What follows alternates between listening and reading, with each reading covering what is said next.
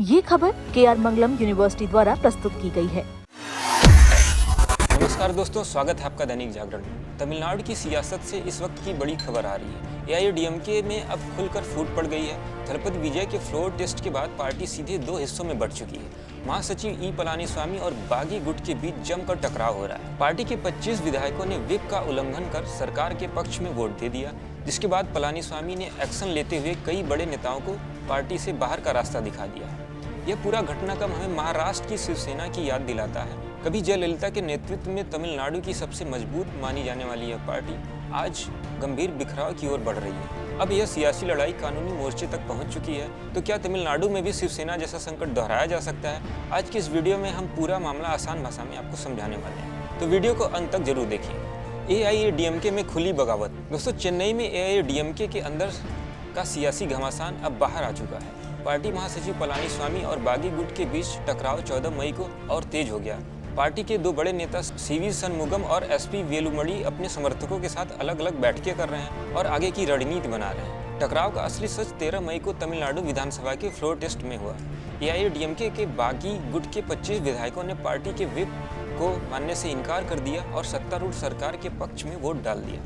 पलानीस्वामी गुट को ये बगावत बर्दाश्त नहीं हुई। उन्होंने तुरंत एक्शन लिया और शनमुगम और वेलुमणि समेत कई नेताओं को पार्टी से बाहर का रास्ता दिखा दिया। बागी गुट का पलटवार। अब बागी गुट ने भी मोर्चा खोल दिया है। शनमुगम और वेलुमणि गुट ने विधानसभा स्पीकर से मांग की है कि पलानीस्वामी और उनके 22 समर्थक विधायकों को अयोग्य घोषित किया जाए। उनका दावा है कि असली पार्टी उनके पास है और उनके पास ज्यादा विधायकों का समर्थन भी है।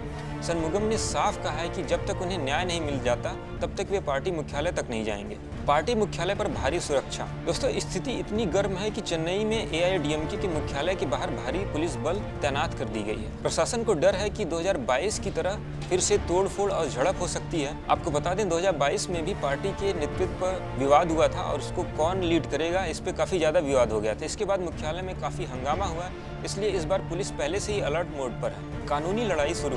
दोस्तों, अब ये लड़ाई अदालत तक पहुंचने वाली है। पलानीस्वामी गुट बागी विधायकों के खिलाफ अयोग्यता याचिका दाखिल कर सकता है। स्पीकर को तय करना होगा कि क्या इन 25 विधायकों ने पार्टी व्हिप तोड़ा है या नहीं। बागी गुट का कहना है कि उन्होंने सही किया, जबकि पलानीस्वामी गुट उन्हें गद्दार बता रहा है। सबसे दिलचस्प लड़ाई AIADMK के चुनावी चिन्ह 2 पत्तियां यानी कि 2 लीव्स को लेकर होने वाली है। अब ये लड़ाई बड़ी होती नजर आ रही है। शिवसेना मामले से तुलना। कई लोग पूछ रहे हैं कि क्या तमिलनाडु में भी शिवसेना जैसा संकट आने वाला है। याद रखिए, 2023 में शिवसेना के टूटने के मामले में सुप्रीम कोर्ट ने बहुत महत्वपूर्ण फैसला दिया था। कोर्ट ने कहा था कि सिर्फ ज्यादा विधायकों के होने भर से कोई गुट खुद को असली पार्टी नहीं बता सकता है। असली पार्टी कौन है, ये तय करने के लिए मूल पार्टी की संविधान, नियम और संरचना देखने के अनुसार की जाती है। व्हिप जारी करने का अधिकार भी मूल पार्टी के पास होता है, न कि सिर्फ विधायक दल के पास। अगर ये मामला सुप्रीम कोर्ट तक गया तो शिवसेना वाले फैसले का असर यहाँ भी पड़ सकता है। पलानीस्वामी गुट और बागी गुट दोनों ही खुद को असली AIADMK बताने की कोशिश कर रहे हैं। दोस्तों, AIADMK की ये फूट तमिलनाडु की सियासी तस्वीर बदल सकती है। पार्टी पहले से ही कमजोर चल रही थी।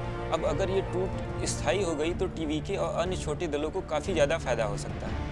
उनके विधायक टूटकर दूसरी पार्टियां ज्वाइन कर सकते हैं। DMK के नेता MK स्टालिन ने भी इस पर तंज कसा। उन्होंने कहा कि उनकी पार्टी हार के बाद विधायकों को रिसोर्ट में छिपाने वाली राजनीति नहीं करती। दोस्तों, अभी तमिलनाडु में सिर्फ विजय की ही चर्चा है। लोगों का दूसरे पार्टियों के प्रति झुकाव कम दिख रहा है। अभी आने वाला वक्त ही बताएगा कि AIADMK की ताकत बढ़ेगी या ये टूटकर खत्म हो जाएगी। पार्टी के पुराने कार्यकर्ता और समर्थक इस फूट से काफ़ी निराश हैं। वे चाहते हैं कि दोनों गुट बैठकर बात करें और पार्टी को बचाएं, लेकिन अभी दोनों तरफ से गर्मा गर्मी साफ दिख रही है। अब सबकी नज़र स्पीकर, चुनाव आयोग और अदालत पर है। जो भी फैसला होगा उसका असर सिर्फ AIADMK पर नहीं बल्कि पूरे तमिलनाडु की राजनीति पर होगा। दोस्तों, आप क्या सोचते हैं? AIADMK में यह फूट पार्टी को खत्म कर देगी या ये राजनीति की नई शुरुआत है? शिवसेना वाला संकट या फिर से दोहराया जाने वाला है? कमेंट करके अपनी राय जरूर दें। वीडियो पसंद आया तो लाइक करें, शेयर करें, चैनल को सब्सक्राइब करना न भूलें। ऐसी ही और जानकारी के लिए देखते रहें दैनिक जागरण।